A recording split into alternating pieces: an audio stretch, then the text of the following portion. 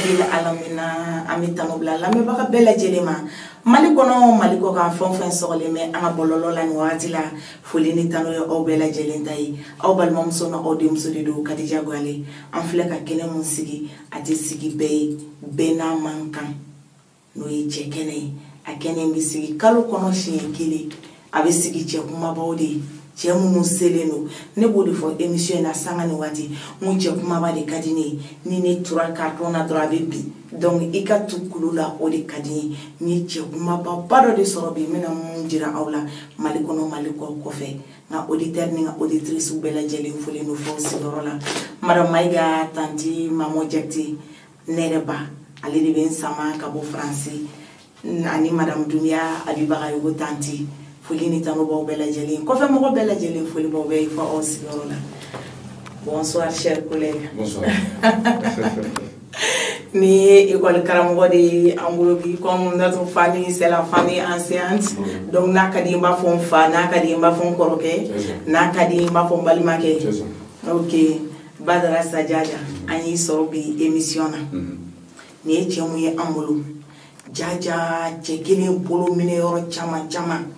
chers collègues jume oui anga école Karamogo de ni anga éducateur yi ni ba anga don kala ayo donia to ala ko barakanu to ala ka kila ka ko weraw nyenyini ko nyesoro ka kila ka on mako glanoi alhamdulillah rabbil alamin chekena mun flebi ne te segu kai ate moko ka telefe ate teweti fe ate radio fe menere ya sama kana bi parce ne nana boya masigi kai kenen kono ne mana pibla kenen kono ni ame ibi pibke pibu kunde ne ka don akone ma jolinti pibfe ne ko pibi ko doyi ale doni do kaba o foli pampeu o de la pata radio fati telefe mais aye bunyali keni ne fele be bunyali masigi o de la ne nana ibi platoka nya nege sirala ka bo Bamako kana seguya platoka ngome na munke do e bunya masigi la me baka bela jeli nyakoro parce que ande la ka chekene sigi aka cham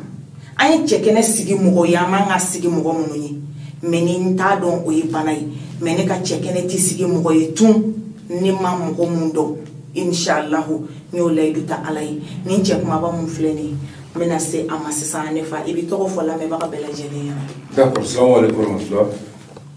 ne to ko Badara Ndiaye ne Sikasso Kabi ou Sikasso comme Sikasso mais actuellement presque Sikasso Kabi on teigne Tokola mais presque je suis notre Mali région Bayala ala sago alhamdulillah rabbil alamin oh école Karamogo ya kono latige nunu nana jobiti bon comme il a fait tout mais côté ala ta ne fa école Karamogo ne ka chorba le école Karamogo dam na 1962 am yorom ne ko bibi na nyina sambi kono gay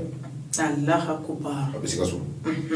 bon avec mi yirin nu bara parce que 62 wati nu na ancien ma fo soro awo on te fo soro bon aka iro école Karamogo be mitation mbolokan chorba yi busuna mu yala galon mai ay dalu soro alhamdulillah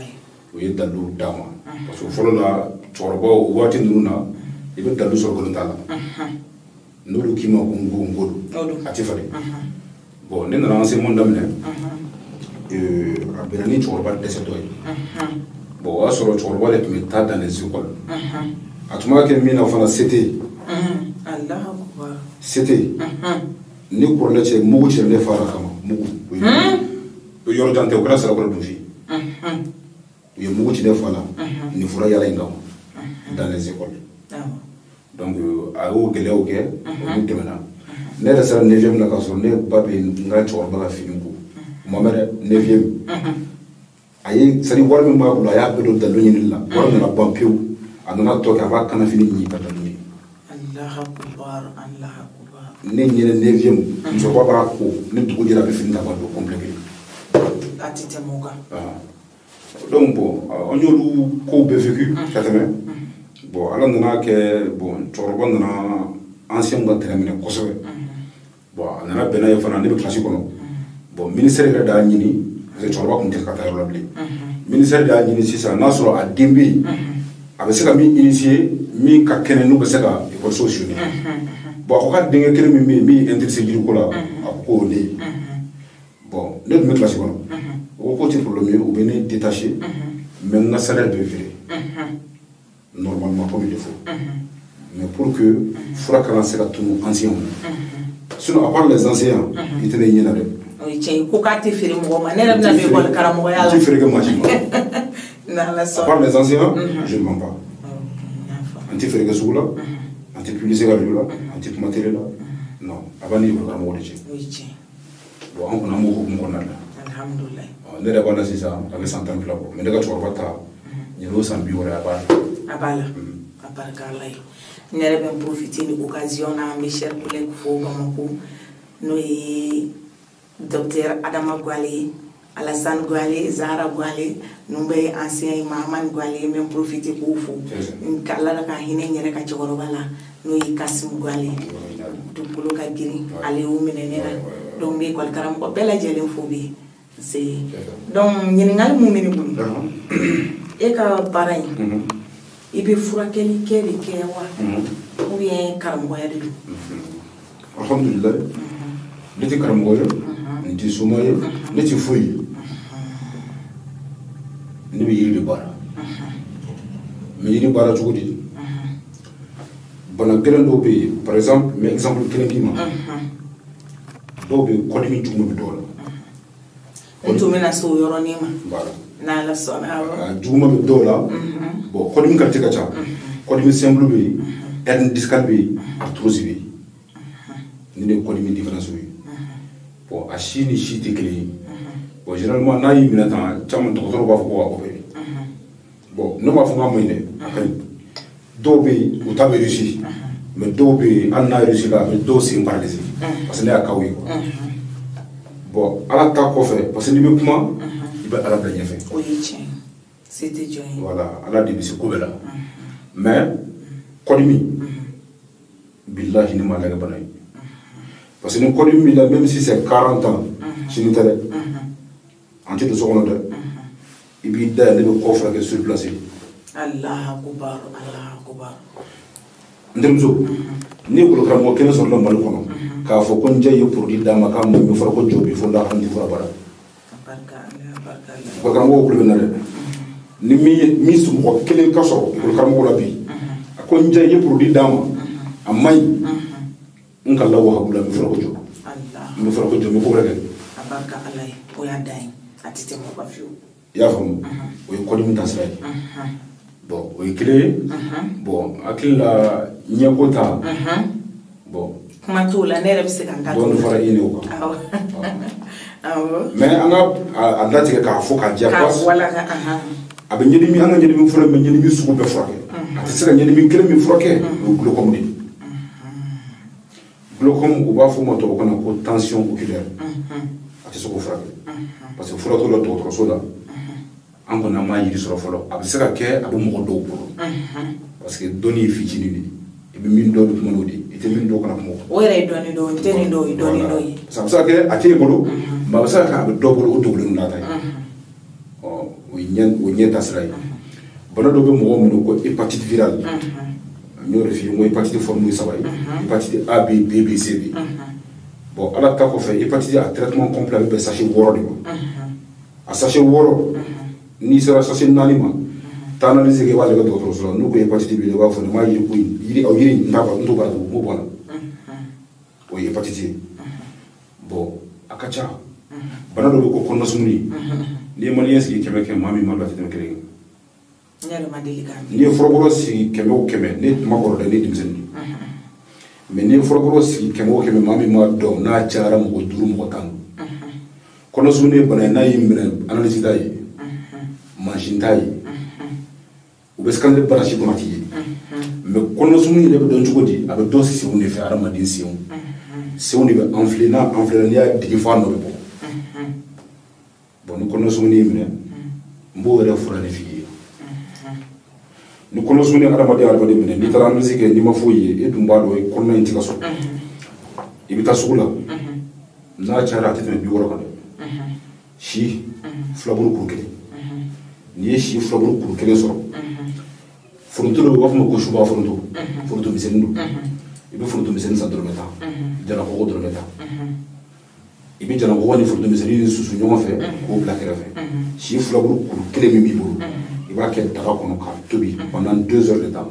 mais yiri tobi chogo be yila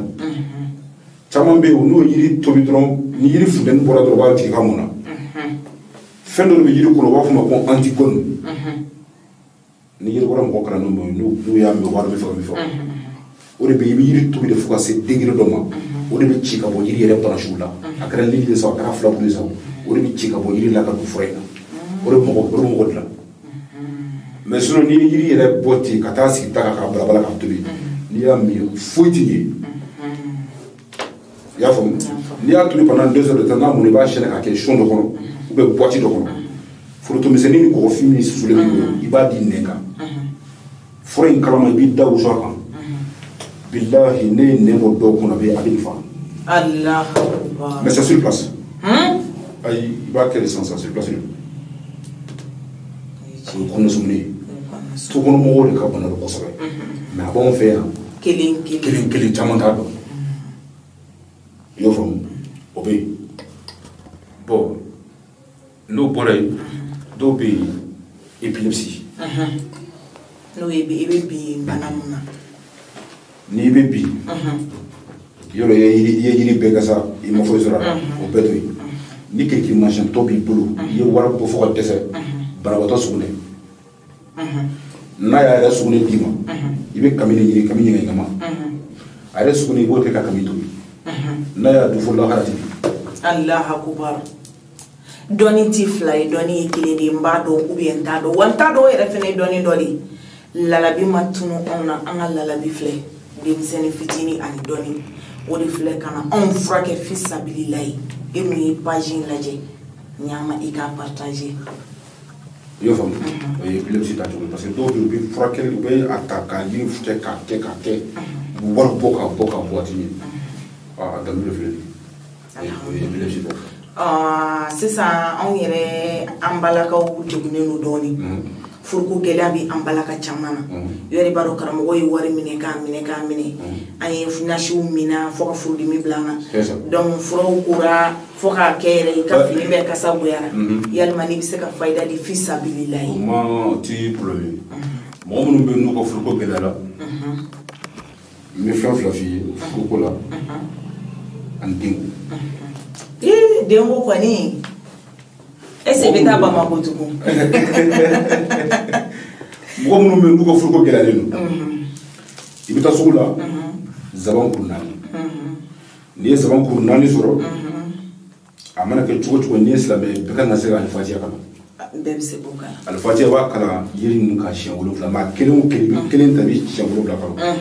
filanan i b'a ta i bɛ siɲɛ 7 kalo ka fɔ ka 4 dafa n'i y'a 4 dafa i bɛ ji k'a la a bɛ tobi pendant 2 heures de temps n'a mɔna a tɛ sɛnɛ sun kɔnɔ a bɛ sɛnɛ ɲɔsusu kolon de kɔnɔ n'i y'a kɛ ɲɔsusu kolon kɔnɔ c'est-à-dire furaji ni fura ɲaga in dɛ i b'a bɛɛ de sɛnɛ kolon kɔnɔ ɲɔsusu kolon kɔnɔ i bɛ don n'a ye so dɔ kɔnɔ i bɛ sanfɛ parce que a tɛ ko ɲɛgɛn kɔnɔ parce que bisimilahi rahmani rahim b'a la o y'a kelen nasi mais a bɛ ko don fila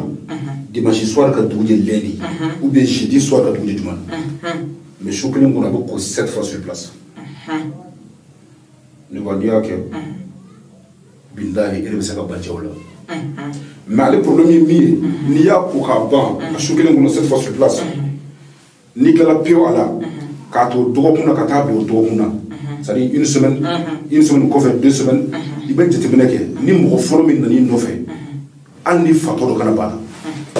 i ka hɛrɛ b'a bolo alhamdulilayi ni fayda an bɛ dugawu kɛ yala bi ala ka kɛ bɛɛ nafa na ye den ko u ka gɛlɛn nin bɛɛ i bɛ furu la i ma den sɔrɔ i bɛ sonsoro bugu ne maa minnu bɛ yen n'u ka denko ka gɛlɛn sana filɛ bolo yiri bolo bɛ nin bɛɛ fɛ a si tɛ yiri compliqué de i bɛ sana fila bolo ɲini kuru 4 mais dɔw bɛ yen i bɛ taa sɔrɔ sisan mɔgɔ dɔw ka laada ye tile 7 ye dɔw ta ye tile 4 mɔgɔ ka hakɛ to kuma fɔ cogo la n'i bɛ nɛn de don ani ɲɔgɔn cɛ voilà bon maintenant ni mɔgɔ minnu bɛ yen sisan n'u ka laada ye tile 7 ye i bɛ sanga ɲini kuru 7 n'i ye sanga sɔrɔ kuru 7 k'i to laada la i bɛ tobi kelen kelen i b'a tobi kelen kelen a tɛ girin ka tobi i bɛ kelen de kɛ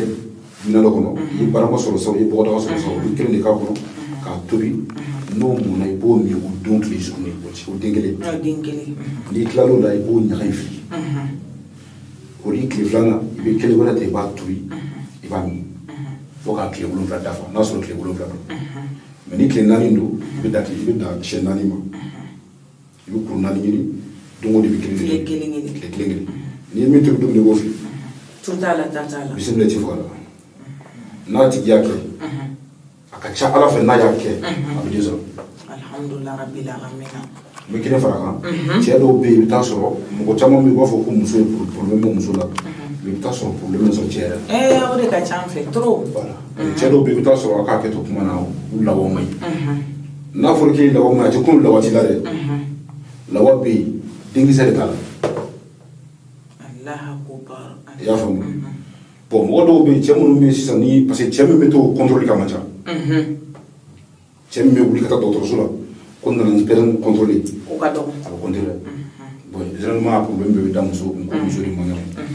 ni cɛ bɛ yen ko a lawa man ɲi o bɛ fɛn dɔ wele ko gɔkun gɔkun bɛ den 2 de kɛ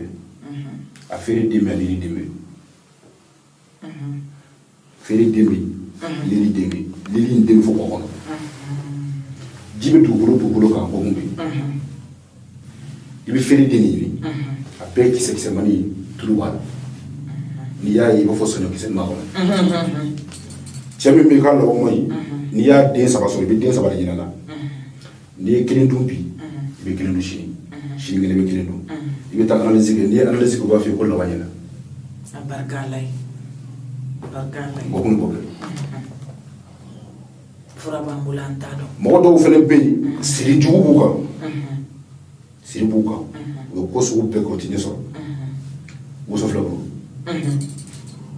woso filaburu kɛ daga kɔnɔ k'a tobi siɲɛ 1 pe k'a ko siɲɛ 1 pe ni siri b'i kɛ i bɛ nɔgɔlen bɔ i fari la woso filaburu bɛ woyo an bɛ woso mun don filaburu c'est ça o siri sugu bɛɛ Badara yan kɛnɛ lamɛnbagaw mɛ a dan ye mɛn tigila ye mɛ a ka di ne ye aw ka Badara ka fayida ninnu ta k'a kɛ numéro an bɛ numéro bila a b'a fɔ Badara ye a bɛ tila ka kuma ninnu a jaabi di anw fɛnɛ ma a b'a anw kuma diya parce que ala anw ka baara de bɛn ne ma kuma mɛ waso ka da anw ye a kɔnɔ kojugu ko Badara ye nin fɔ k'a kɛra vraiment ne ma fierté don donc fayida min b'a bolo fisabililayi Badara yɛrɛ sigiyɔrɔ bɛnnen bɛ yɔrɔ jumɛn ma je suis à Bamako i bɛ Bamako mais baara in kɔnɔ ala ye tagama nɔgɔya i ma ni Brésil bɔra ne ye diɲɛ jamana bɛɛ yala ni Brésil bɔra la e donna avion kɔnɔ ayi avion kɔni tɛ tuguni a banna ni Brésil bɔra la diɲɛ jamana tɛ ma se yɔrɔ min barika ala ye moi j'ai fait plus de 12 tours en Australie nin sababu la a bɛ yiri de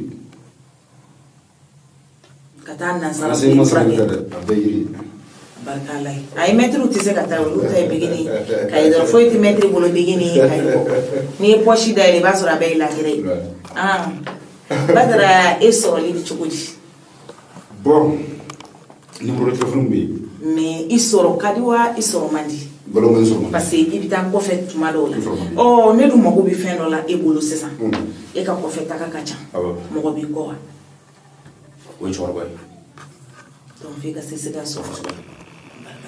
parce que an tun bɛ produit yɛrɛ dilan k'a to yɔrɔ dɔw la ancien dɔw fɛ yen o y'a tiɲɛ quoi parce que an tun bɛ sûrement produit dɔ yɛrɛ b'an bolo ko prostate c'est-à-dire o bɛ cɛya bana dɔ furakɛ quoi dɔw bɛ yen i bɛ taa sɔrɔ sa ni prostate b'u la parce que prostate qualité ye 2 de ye mɔgɔw b'a bɛɛ wele ko prostate prostatine bɛ yen prostate bɛ yen nin fɛn fila si tɛ kelen mɛ o b'a bɛɛ wele cogo kelen na a bana bɛɛ position kelen tɛ kelen tɛ prostate aka keto ta so san che choroba do be ko ya be dimsuru na parce que ay jeune chamana ali de una binasa c'est ça ati be wuli dron ka be ta sugune ke sona ka fo singa sugune klar e prostate e se be ka kuma fam be ka fam e prostate abe wuli sisa ka ta sugune ke sugune klar sona ka sa sioro la o so sugune bora mena o le prostate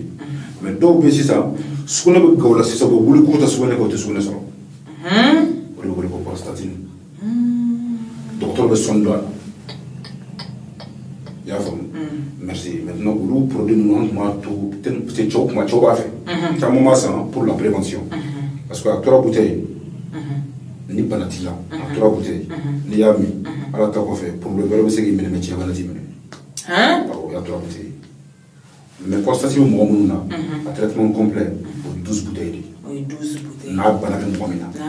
mais pour la prévention à tidale il veut faire à nyesi kabla pour bouteille ça va au bouteille ça va mais c'est pour toute la vie ya famu en tout cas to dobulu on aura que tellement produit mais ça ni produit mais quand toga ça on va clafler quand doke bi mo ko donc nous que la 600 €. Dosage tient. Merci. Donc à toga on arrive pour alors on dit ni toga tient là surtout on est milliers mi kono ani responsable de parage ko karamo ko fana malle ko nem bobu ko mo deni sunu ko karamo mo deni responsable odo bon no lu yi toga tient ka ba groupe de boubou c'est fini bien be bombe olu ko nga ko ni aga champion be bi malla ko baraka gele ni e fendu mo na mbay o ba passer ñoko ba passer ñoko akar sabna taw fi de akar ko libi ta abeta bon ni fa de toga tient wore kama nya ko arrêter sinon ne le rebe malle ne ci mais tellement que ne ka voyager ka jambe voyager mal ko na bala du woro bala boni ambare ko inte 500